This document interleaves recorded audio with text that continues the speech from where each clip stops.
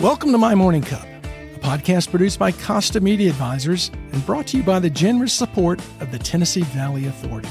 To learn more about TVA's impact on our community, follow TVA on Instagram at TVA and on Twitter X at TVA News.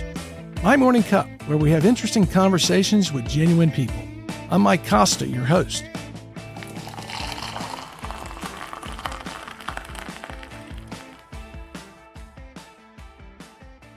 My guest this week is Valoria Armstrong. Valoria is the Chief Global Inclusion and Diversity Officer at Unum. Prior to Unum, Valoria worked her way through the ranks of American Water, leading Chattanooga's Tennessee American Water as president from 2015 to 2019, among other roles with the company. Valoria, welcome to My Morning Cup. Before we delve into your frustration as a Dallas Cowboys fan, let me ask, what's in your morning cup?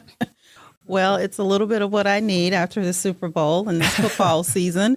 I'm actually drinking a medium brew this morning. It's a community brand, and I've been drinking it for a number of years now. It's pretty smooth, so I enjoy that. No sugar, just a little bit of hazelnut cream in it, and that gets me going for the day. Yes. Well, as I tell people when they come on, I am a black decaffeinated drinker. Okay. I can't handle the caffeine anymore. I've gotten too old.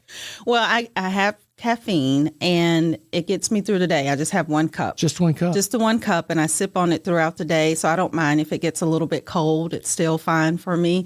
It just gives me a little bit of that boost that I need. And I tell my team at work, if you see me go for a second cup of coffee at the second half of the day, then that means it's been a rough day, and maybe we should stay apart for a little bit. There's something up. So they judge you based on your coffee intake throughout the day. Exactly. That's great. Well, I teased you a little bit about the Dallas Cowboys, and that's only because I've never been a Dallas Cowboys fan. Unfortunately, I'm a New York Jets fan, and that's even worse. Oh, goodness. Well, you know, we say you either love us or you hate us. Yep. And I tell everybody I'm married into it. My husband is a Dallas Cowboys fanatic. And so there was no other way for me to go when I said I do. And I've been on that bandwagon ever since. Every season, it ends in heartbreak. Yeah. But, you know, we'll bounce back and get ready for the next season as if we're going to the Super Bowl. That's what you got to do. That's a great attitude to have. Well, I really appreciate you coming in and talking to us. And I'm absolutely interested in your career arc and what you've done, because you grew up in a very small Georgia town, right? Swainsboro? Yes. Swainsboro, Georgia. Very rural. We're in a relation to Atlanta, southeast? It's south of Atlanta, so it's as if you go through Macon, and you're traveling to Savannah. So if you're about halfway to Savannah, getting past Macon, then you're right there, dab in the middle of where Swainsboro is. It's about 10 minutes off the interstate, so when you think you've gotten there, you still got another 10 minutes to go. And it's a small town, very rural. We had just a couple of traffic lights through town. When the Walmart was built there, we felt like we were on the map, and that was the hangout spot for us. Whenever I was in high school, we'd go to our football games, and then after the football games, the place to go would be the Walmart parking lot. Watch everyone come through. Exactly. And then the McDonald's across the street. Yeah, so it's small town America. Yes. So growing up, did you think to yourself, I really want to get into HR and diversity, equity, and inclusion? Did you see your career going where it was? What did you want to do when you grew up? No, I didn't see that at all. I wanted to be an attorney. I wanted to be a lawyer. Trial lawyer? It was, I actually wanted to be more of a defense attorney that would just go in for trials. And it was one of those things, I didn't have anybody in my family that would be considered kind of white collar. All of my family, blue collar workers. But I would see attorneys on television, and I would say to myself, I can see myself doing that. I would love to get into just debates and arguments with friends and my siblings, and it was all about me making the case for whatever it was that we were debating about. But I love the ability for attorneys, especially on the defense side, to be able to go in and make the case for their clients and to be able to see the outcome of that. So that's what I thought about early on that I wanted to do. Yeah, you wanted to defend someone who needed defending. So through high school, I would imagine you've got that in your mind. Kind of what changed you? I know you mentioned you went to a joint high school college program your junior year. I did. So when I was a junior and when I was a senior in high school, we had an opportunity to do joint enrollment is what it was called. And you could go take college courses. And it was at East Georgia State College that I was able to go to. And I started to take some accounting classes. And I found out that I already loved, had a love for numbers, but really never knew like what the opportunity could be with that.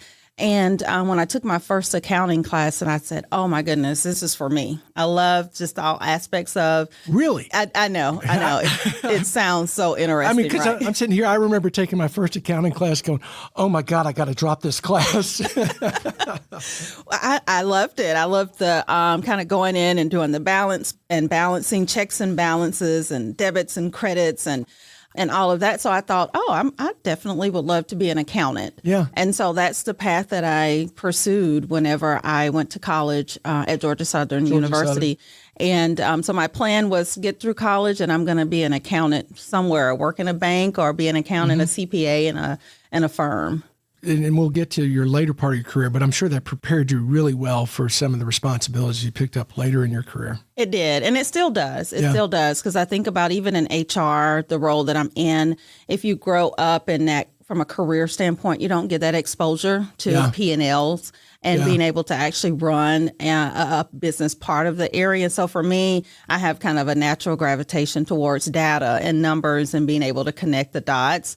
And it helps, especially in the HR space. I would imagine it does, because my interaction with HR was a lot of people who were in HR from day one, and having that perspective of the total business and how the business works and the importance of the accounting aspect and everything else had to be just a great advantage.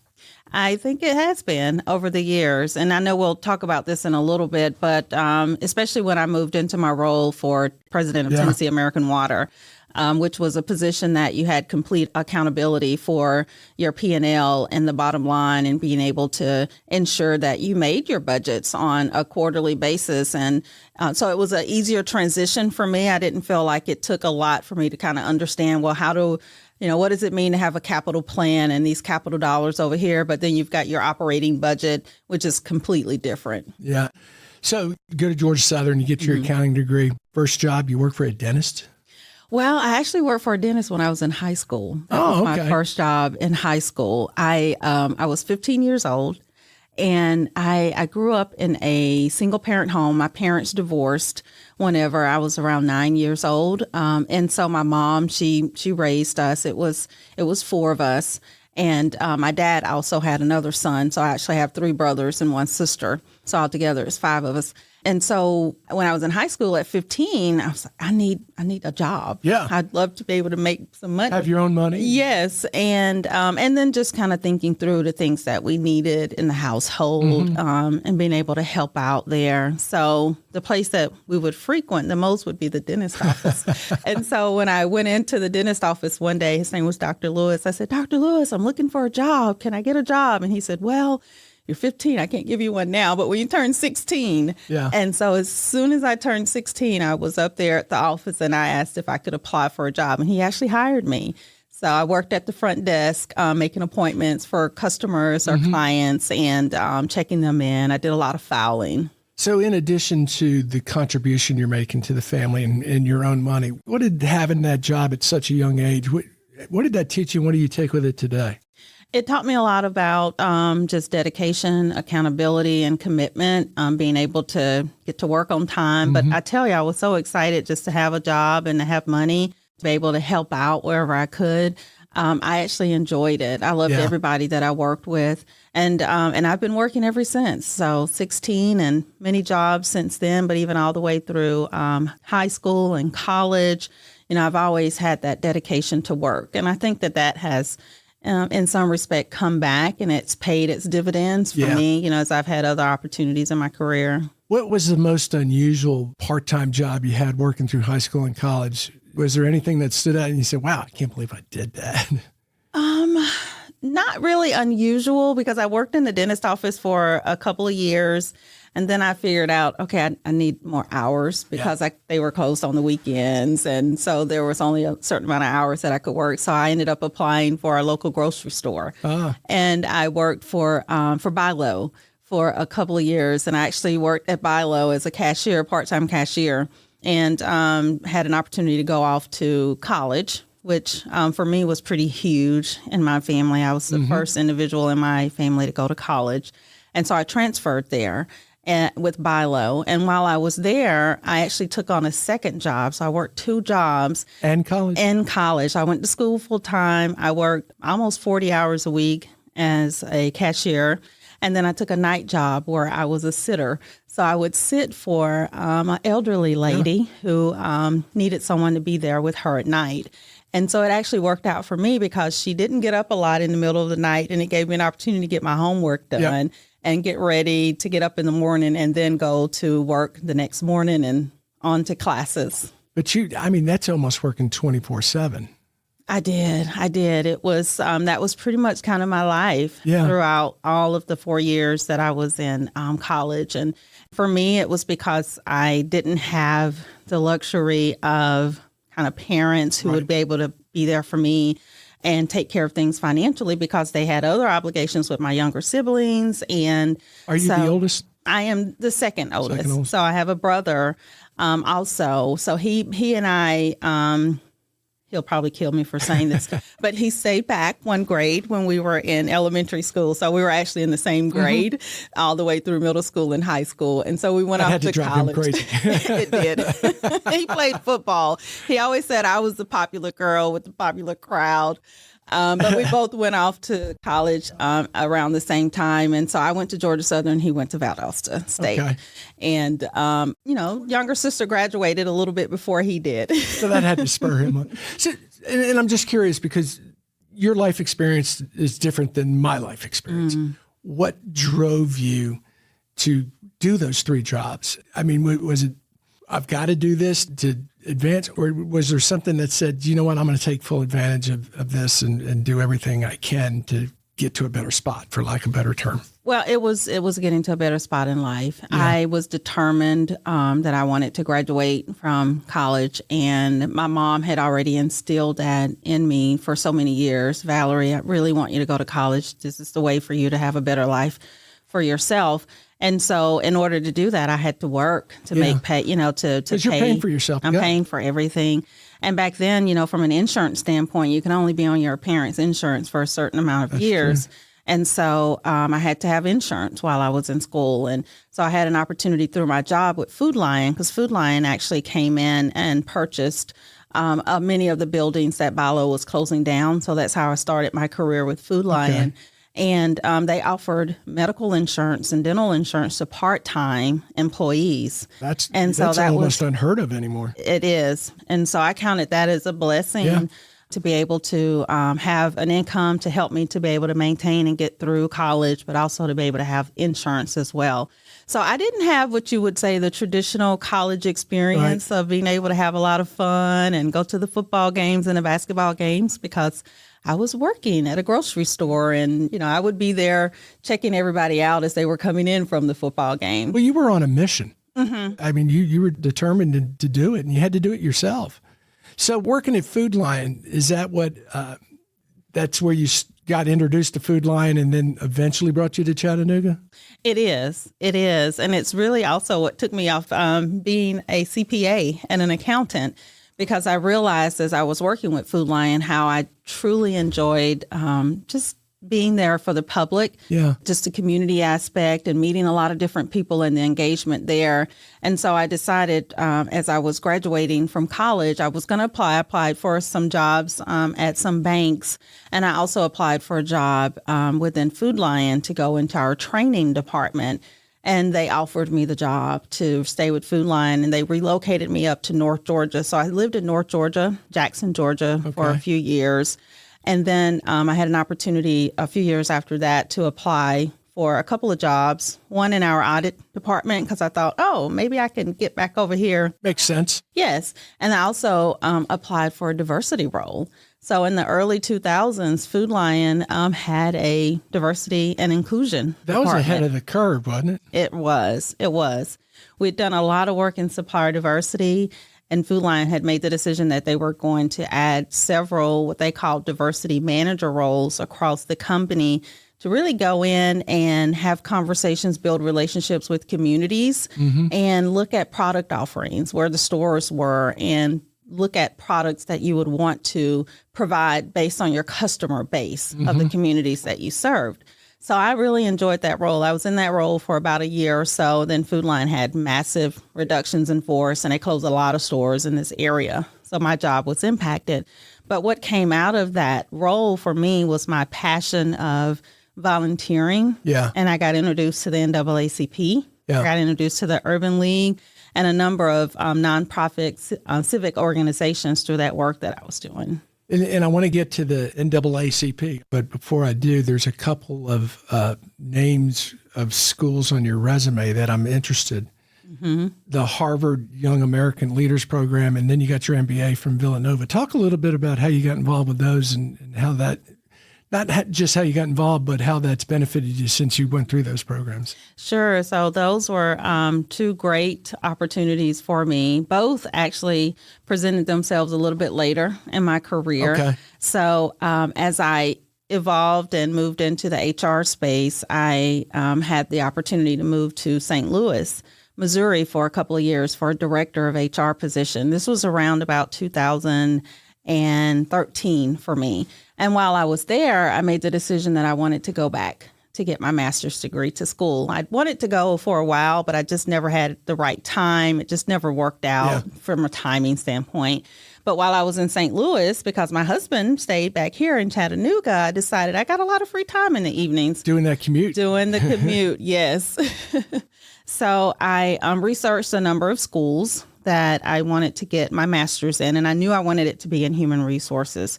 So Villanova, they had an amazing program for human resources development. So I applied and got accepted into the program, and over the next 3 years pursued my master's degree. Was that all online, or did you have to go to Philadelphia? It was all online, the program. And then when I graduated, I said, okay, I'm going to the campus. Did you go and walk? I did. Good for you. I have amazing pictures from the day. And many of the students, because when you enter into the program, you're in the program with a number of students and you take classes together. So you get to know each other in that virtual online setting. So I was able to meet some of my peers that were in the program, as well as some of the teachers and faculty. So that was great. Oh, that's and my very family cool. came in to celebrate with me as well. Do you still have relationships with some of those folks today? I do. A few of them. Yeah. Well, I know I jumped ahead on that, and I want to get back to you getting to Chattanooga and some of your involvement here, because I think I first met you through the chamber, being on the chamber board and your involvement when you were at Tennessee American Water. But prior to that, you got here and you got involved with the NAACP, and at a very young age. Talk a little bit about that. I sure can. I actually, when I was with Food Lion in my diversity manager role, I established what I thought was a great relationship with the NAACP here in Chattanooga.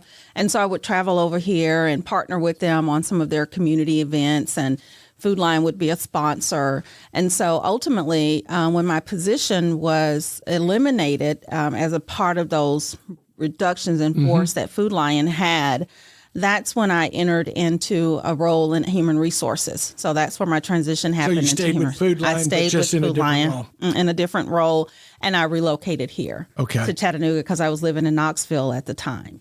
So I relocated here to Chattanooga, and so that's what ultimately brought me to Chattanooga. And I started to volunteer as not from a work perspective, but just because this is who Valerie wanted to be involved with in the community. And like many nonprofits, you know how that is. They're limited on resources and people to get the work done. So when you've got what I always like to say is like fresh meat and blood, they pull you in. So I was working Someone said yes. Someone said yes, and they have the time. So I was working on a number of committees, membership and, social action. It was just a lot of committees that I started working on. And then about a year into that, the president at the time, and this is all volunteer, came to me and he said, well, Valerie, I'm not going to run for president again. And I was like, oh, my gosh, who's going to run? Do y'all have anybody? What's the plan?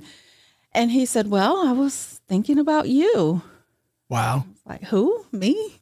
No, Yeah. I'm not ready. And how old are you at this time? At that time, I was 26 years old. Oh, my goodness. 26 years old. And I said, I don't think I'm ready for this because, we've talked about my track record. I've worked, and when I put myself into something, I'm all in, and I like to make sure that I'm prepared. And I just didn't feel that I was prepared. I didn't know the organization enough or the ins and outs of the bylaws. And he said, I feel like you would do a tremendous job. His name is Eddie Holmes. Mm-hmm. And I said, let me pray about it. At that time, my husband and I, we actually met through the NAACP. So I had not actually met my husband at the time. And so I prayed about it, and I felt compelled to do it. You know what I find interesting about you saying that is you were able to say, I don't feel like I'm prepared. Because not everyone has that perspective. They just go, oh, there's a shiny object and it's up here. I need Yes. So it probably said to Eddie Holmes that really tells me this person is prepared because they're questioning whether they have the qualifications to do that. How important was that for you to look at that and evaluate things like that? Have you done that throughout your career? And I have. I don't take on commitments very lightly because I think a lot of times we could get caught up in, oh, somebody wants me to do this. And you get caught up in that aspect and you don't really think about, well, do I have time to do the work? Can I commit to it? And is it really something that I have passion for? And so with NAACP, I had passion for the work. I had to go through the approvals of my job at Food Lion for them to approve it because being president of an organization was going to require time, and I might get pulled into controversial type issues in the community with the NAACP. But they wholeheartedly supported it, Food Lion did. Oh. And I was able to be in that role for about 10 years of president here of the organization. It was a lot of challenges up front because of just sheer age. I was the youngest person and the first female to lead the organization here in Chattanooga. And by far, I had an executive committee that was probably 55 years and older. So they're looking at me like, you're still wet behind the ears. What are you going to come in here and do for us in this role? Well, talk about some of those challenges on the age side, and particularly with an organization like the NAACP, where you have so many lifelong, not just members, but have fought the battles. Mm-hmm. And you're 26. And as you said, they're going, all right, come on, you're a little wet behind the ears. How did you gain their confidence, gain their trust? One of the things I had to realize early on was that just by being president and elected president, because I was elected, I wasn't appointed, that didn't bring the level of respect that I needed. I had to build the relationships one by one with individuals that had been really in the battle and committed to the organization for so many years. Hannah Martin, James Mapps. There's so many that had led the way for this historical organization in Chattanooga, and I didn't take that lightly. So I truly took time to build relationships with them, to learn, to lean in. And I tell everybody that experience of being president of the NAACP, I think, has prepared me so much for many other aspects of life and what it means to be humble and what it means to show up in your true, authentic self. But to also realize when you don't have the answers, it's okay. Lean into those who do. So that was very, very life-changing for me. You had to open yourself up, I imagine, because it's almost a battle within yourself. You got to carry yourself with a confidence to say, I am the president of the NAACP, but I am 26 and I need to build these relationships. I need people to understand that I'm here to learn and I'm here to help. Yes, and that's what it was about. It was one relationship at a time. It was just digging in and learning the history of the organization. There's a lot of protocols that you have to be familiar with, the bylaws of the organization. Mm-hmm. And so with that, I felt great in regards to the work that we had ahead for us. And also at my age of 26, I had a whole array of just friends and individuals that I worked with in the community that I was now able to bring into the NAACP that they had not known much about or even connected with the work of the NAACP. So I felt good to be able to bring that age diversity to the organization, as well as impacting things in a bit of a different way here in Chattanooga throughout that time. How did that impact not just your career, but your life?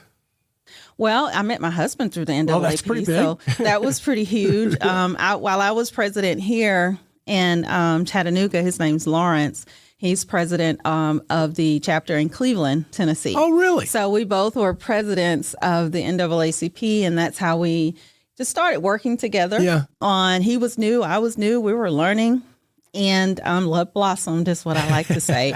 So for sure that changed my life. But again, I think that relationship piece and me understanding the value of relationships cascaded into the work that I do in the professional setting and corporate. Yeah. And understanding that you can work really hard, you can have all the degrees, but true growth and leadership in an organization comes from individuals knowing who you are. And that takes a level of vulnerability, which is what it took for me in the NAACP, I think, and I'd like to say that I was pretty successful in that leadership. And I also feel that it prepared me for my role as president of Tennessee American Water, because leading Tennessee American Water here across American Water is a company that's located all across the United States. And so for Tennessee American Water, we're just one of the subsidiaries of American Water. So I was the youngest president that had been in any of the American Water subsidiaries. And I was the first Black female as well. So with that level of pressure, I was able to kind of reflect back on some of what I experienced with the NAACP. And a lot of times, I know you all have heard of this term, imposter syndrome, where you show up and you're thinking, am I ready? Am I prepared? And so it took a lot for me, surrounded by family and friends that encouraged, and the prayer from my husband and I, to say and have the confidence that I could do that job whenever it was offered to me. You really had to grow up fast. I mean, you didn't have the luxury, even dating back to high school and college, of living your age. You had to step into roles that you may or may not have been prepared for, but learn those roles quickly and adapt to them. Yeah, my husband says that a lot when he and I talk about just my life and even his life. He says, Valerie, you are older and more experienced than your years are. And that's spot on. I really have. Even in high school, where I was saying that I was working and wanted to get a job at 15, like my mom, she worked 2 jobs. As I said, she was a single mother. She was taking care of her 4 kids at home. And so I had to take on a bit more of that motherly responsibility at home with my 2 younger siblings, and which is probably to this day why I didn't have any biological kids. They ruined it for me. But yes, it was a lot of responsibility at a young age. Yeah. But I have no regrets. I don't think I missed out on anything in life. I feel like where I am, that everything that I've gone through has prepared me for the roles that I've had, either in the professional setting and even in the work that I do in the community. Because I look at the community work that I do as kind of those are the babies that I've birthed. Because I love just being anywhere of having an impact and being an advocate for those that may not have that voice or that strong of a voice, to be able to address any types of inequities that they're facing, and just creating space for opportunities. Well, let's talk how you got to Tennessee American Water. So you're at Food Line, you get into HR. What got you to Tennessee American Water? So for me, in the transition to Tennessee American, well, that was a tough decision. I had been with Food Lion for 15 years. Long time. It was, all the way, again, back to college. And I bet you had a lot of loyalty to them, particularly since you worked there in college and provided you some opportunities. And I did, a lot of loyalty. But I would say about the last 2 years with the company, I felt like even with all those opportunities that I had reached a ceiling for myself. And a couple of things probably impacting that. One was I wasn't open for relocation. I loved being here in Chattanooga. I didn't want to relocate to North Carolina for other opportunities. And then 2, it was just, there were some challenging times with Food Lion. I worked in a lot of rural areas in Kentucky and across Tennessee. And being a Black female in some cases was difficult when you're the only one in the room. And then when you're wearing that HR hat and you're having to talk with people about following policies and procedures and So I had a lot of tough experiences there that I was able and they to. don't understand that he was just kidding. Yes. That's just the way we are around here. And can't be that way. Can't be that way. And outside of the walls of Food Line, maybe, but not here. Right. So I would imagine that was very hard. It was some difficulties. I'll say that. But I always say growing pains, that's what makes you stronger and allows you to appreciate, other opportunities. And so I reached that point with Food Line that I thought I had done everything that I could do. Yeah. I had grown as much as I was going to be able to grow with that company, even for all of the great blessings that I'd had there. And as you said, the commitment that I had for the organization. So I just started to put some fillers out here in Chattanooga to say, hey, if you all know of any companies that are hiring for HR, let me know, just with a few friends. And I actually had a friend of mine that came back and said, I heard that there's going to be a job at Tennessee American Water. And so I knew someone who worked over there, and I reached out to that individual, and they said, well, I actually had you on the list. I was going to call you. That's nice to hear, isn't it? It was great to hear. So, all else is kind of history. That individual introduced me to leadership there at Tennessee American Water. I applied for the job. I think I went through 15 interviews. Wow. And they eventually hired me. It was a lateral move, though. You went into HR. I went to HR. So I moved from HR with Food Line to HR here at Tennessee American Water. And oh my goodness, it has just been tremendous after that. I had to say, American Water, very thankful and blessed for those opportunities there to come in and be an HR manager. And then within 2 years, a director of HR. And then within 2 years, president of Tennessee American Water. So 4 years after you get there, you're president of Tennessee American Water here in Chattanooga. How old were you? At the time, I was 35. And you're the youngest president of all their local American Waters, whether it's Indiana American Water. California, New Jersey. Yes, the youngest. That's got to be a great sense of pride. It is. It's a great sense of pride. But, it's also one of those things that you have to ask yourself in 2015, should I have been the youngest? Should I have been the first Black female? There's always those, companies moving forward in the diversification and creating opportunities for others. I'm glad and so blessed that, I had the ability to be the first. And so with that, I'm hopeful that they'll continue to build upon that and bring others in and create those opportunities for them. Well, you mentioned imposter syndrome earlier, and I would imagine it plays a big part of that in terms of not am I in the right spot, but am I qualified for this? Why did they choose me? Can you talk about that a little bit? I can. It was the first when I was, and it probably more so set in that first day that I was driving into the office at Tennessee American Water as the president. And in my mind, it's just so many thoughts. Am I ready for this? Yeah. What's everybody going to think? Are they going to think that they just gave her the job, because she's a Black female? All those things kind of go through or went through my mind. And I had already worked with this group because I was their HR manager. So I left as the HR manager, and now I'm coming back as president. And so, I'm thinking about all aspects of the job of, oh my goodness, I'm not an engineer. I'm not an operations person. I've not boots on the ground. I haven't done that work. So for myself, it was kind of like, am I talking myself out of this? And, I really had, I think the closer and closer I got here to the office, which is off of Nicola over here where the water plant is, my confidence built up. And I feel that, and I'm very spiritual Christian. And so for me, it was just a lot of prayer. But I felt like by the time I was driving through the gates, that weight had just slowly lifted off me as I left the house and drove.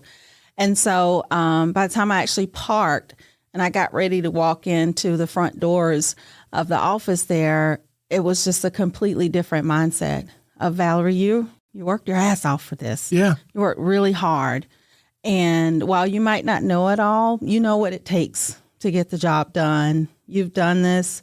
You can do it. You got it. And so walk through that door, and all else is kind of history there. Did you have to give yourself that pep talk at various times in your career, or was that the one that got you through that front door that first day in that role that you just, maybe not to that degree, but maybe reinforce it every now and then? Oh, yes. I still have to have those pep talks with myself. I still do. And I think it's just a natural part of us. And for me, I feel like if I didn't have those pep talks with myself, then I would wonder why. I think that keeps you grounded. You might be taking something for granted. Exactly. Because there's always more to learn. There's always the ability to grow. And I'm a lifelong learner. So I love reading. I love growing. I love expanding as much of myself as I can. And so I don't take certain things for granted.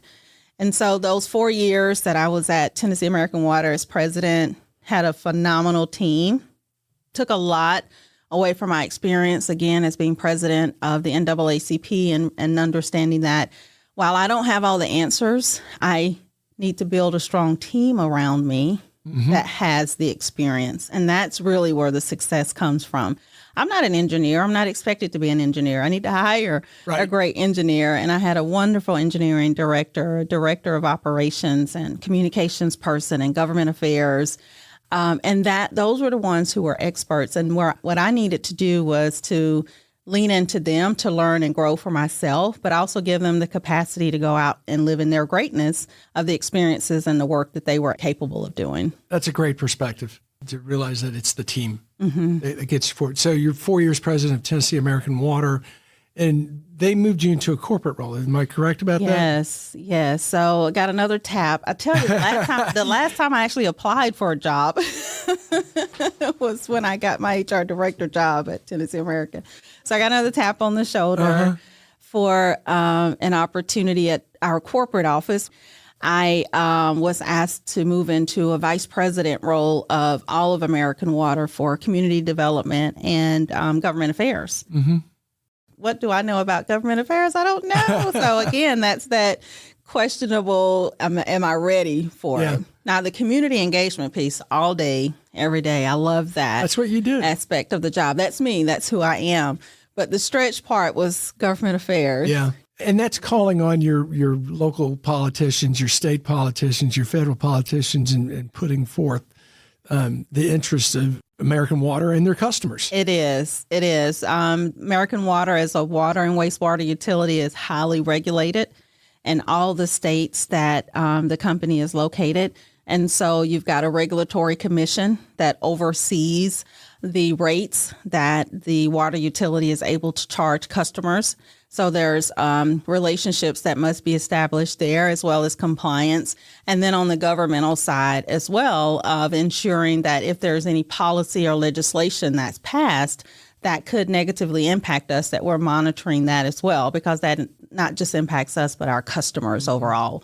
So being moved into that role of work that I'd never really done to that level before, of course, as president, I got pulled into government affairs, but hey, I had a government affairs manager that did boots on the ground.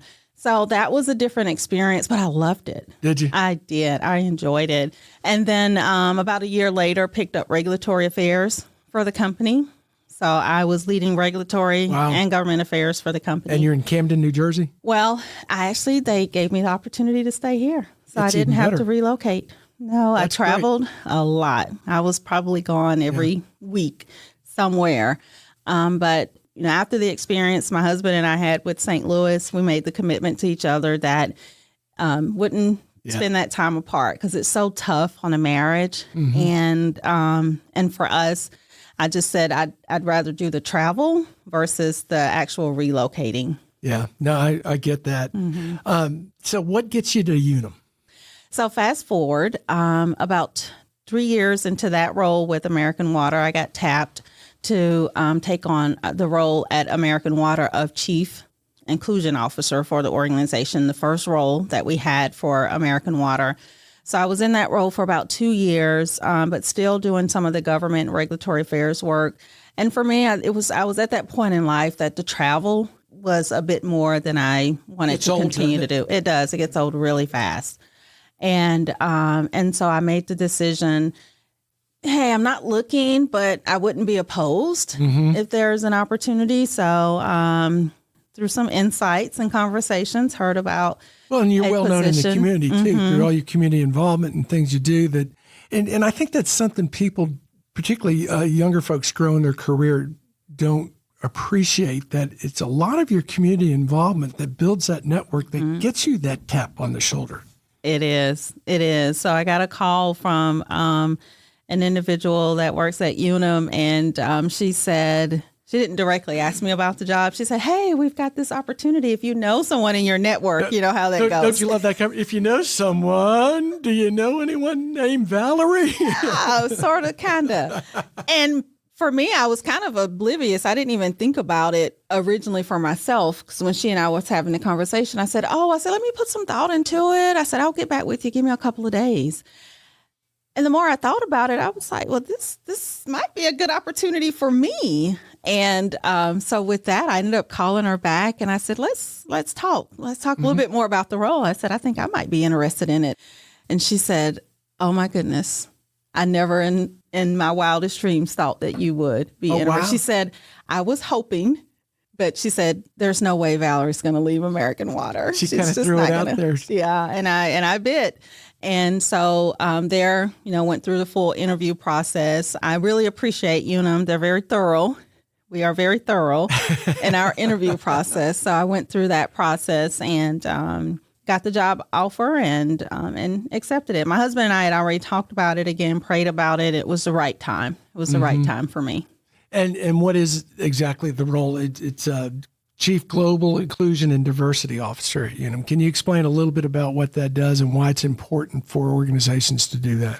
I sure can. So the work is completely focused around creating for Unum a workplace where our employees feel and know that they are included and there is a sense of belonging in all the work that we do. It's about creating equitable opportunities for employees. And Unum, we are a global company. So we're located across here in the United States, but we're also in the UK, we're in Ireland, and we're in Poland. So that's the global lens for the role. And for the dynamics of what we deal with here in the U.S. With DE&I, it's different in the UK. It's different in Poland and in Ireland. How is it different? Well, an example that I'll give you is, for instance, here in the U.S., we deal a lot with race relations. Mm-hmm. It just goes back to slavery, civil rights movement. So that's core of some of the issues that we have here in the United States that the U.K. doesn't have that level of history that we have. So some of the issues that we deal with in the United Kingdom are more centered around socioeconomic status. So it's about more of the haves and have-nots and where you grew up and what education you have. And so those are a bit of the dynamics that we deal with there. And so for us, we have to keep that lens on it, that some of the commemorations and the challenges here aren't going to be equally as viable or important to the other geographic locations of where we're located. And so my role is creating those opportunities internally for our employees to know that we value who they are. My team does that work. We do a ton of work in the community and partnering with organizations that are focused on inclusivity, such as the Urban League. We've got great partnerships with our Urban League affiliates and our footprints and create opportunities for individuals to apply for jobs for us, and even exposure to the insurance industry, which is not typically an area that many people think about going into from a career standpoint. Right. Why? I'm trying to figure out the best way to ask this question. DEI gets a bad rap. Why is that, and where do you see it going in terms of being more accepted? Because it's extremely polarizing right now. I mean, why is that? Well, there's a lot to unpack. And we don't have another. We could do a whole nother podcast on it, but I would say kind of just on the surface, it's more about, and if some individuals not understanding truly what DE&I means, you've got individuals that feel that DEI takes from others and gives to others. And so I truly feel that when you're able to sit down and have a conversation, like put DEI to the side, let's not get caught up on the words, because sometimes that's what creates a bit more of that challenging conversations, and really just talk about, it's about creating a level playing field for all.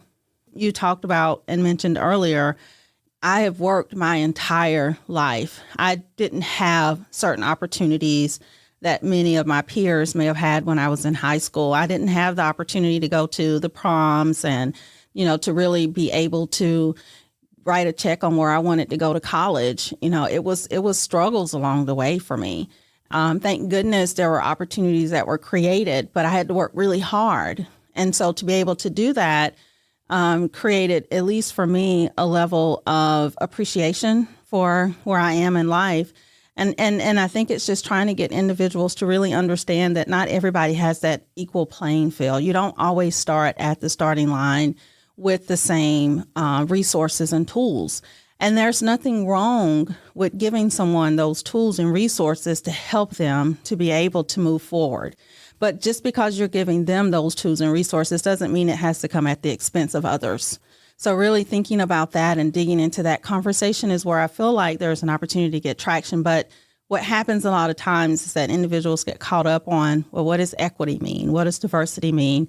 And for us at Unum, which is why for us it's important we put inclusion before diversity, because our values are around in creating a equitable workplace for all of our employees. It doesn't matter what your demographic background is, your gender, it's for all. And it's about creating those spaces to where individuals know when they walk through the doors that they're valued.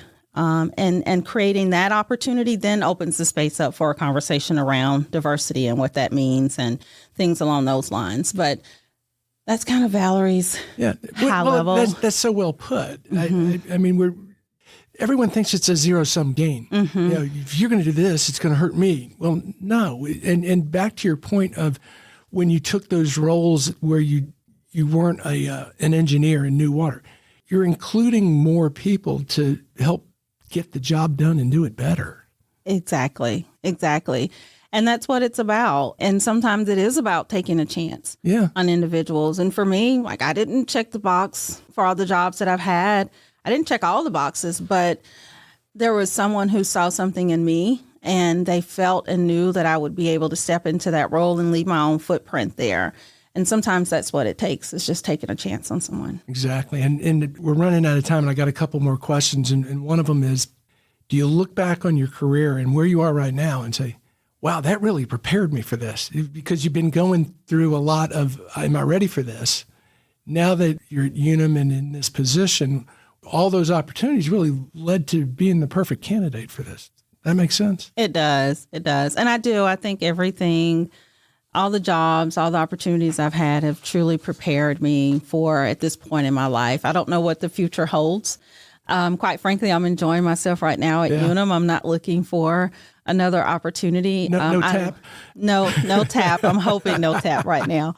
I love Chattanooga. I love the community. The work that I get to do now with the Benwood Foundation. I'm on chair of the board and chair of the board for Tennessee Aquarium and Rotary.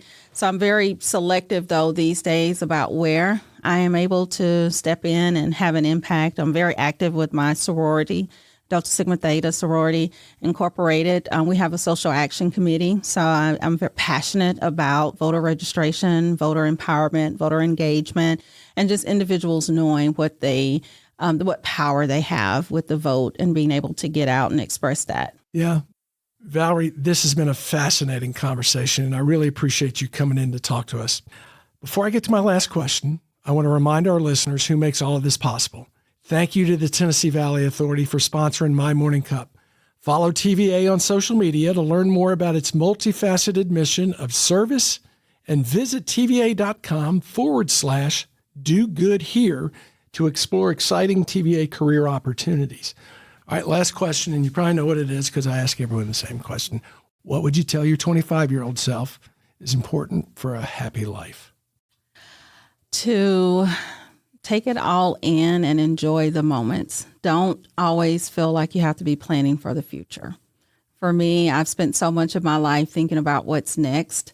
And if I could go and do it all over again, I would really celebrate those moments a lot more.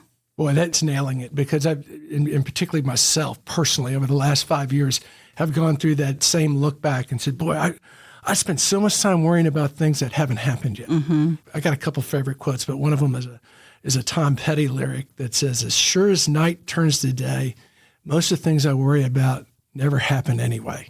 And that's so true. It is. You know? It's very true. We can let our minds just think and then nothing happens. Exactly. And for me, my favorite quote is being the change that you want to see in this world.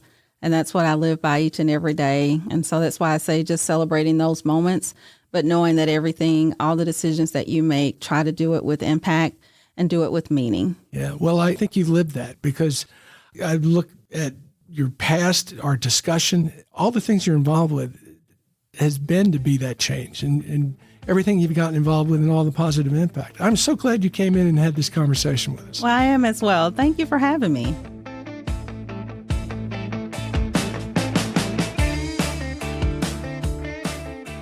Thanks for listening to My Morning Cup, a podcast by Costa Media Advisors. If you like this episode, please share it with a friend. I release a new episode each week, so be sure to subscribe on Spotify, Apple, Google, or wherever you listen to podcasts.